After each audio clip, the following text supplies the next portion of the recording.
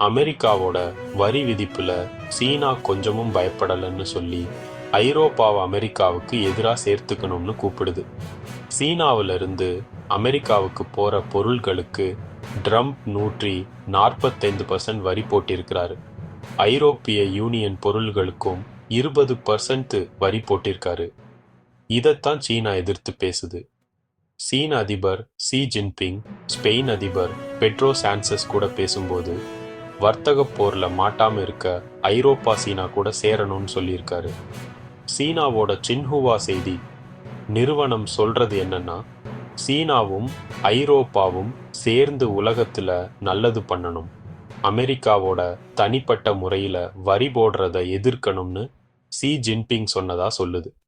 இது 2 நாட்டுக்கும் நல்லதுன்னும் சர்வதேச சட்டத்துக்கு ஒத்து வரும்னு அவர் சொல்லியிருக்கிறாரு. ஸ்பெயின் சீனாவில இருந்து வருஷத்துக்கு $50 பில்லியன் மதிப்புள்ள பொருளை வாங்குது. இந்த வர்த்தக போர்ல ஐரோப்பாவும் சீனாவும் சேர்ந்து நல்லா இருக்கணும்னு ஸ்பெயின் அதிபர் சொல்லியிருக்காரு. சீனா கூட ஐரோப்பாவுக்கு நல்ல வர்த்தகம் நடக்குது.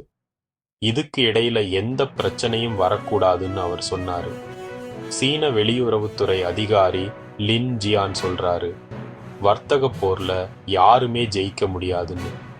சீனா இந்த போரை விரும்பல, ஆனா பயப்படவும் மாட்டேன்னு சொல்லி இருக்கிறாரு. அமெரிக்கா நிஜமா பேசி தீர்க்கணும்னு நினைச்சா வரி போடுறத நிறுத்தணும். இது சீனாவுக்கு பலிக்காது.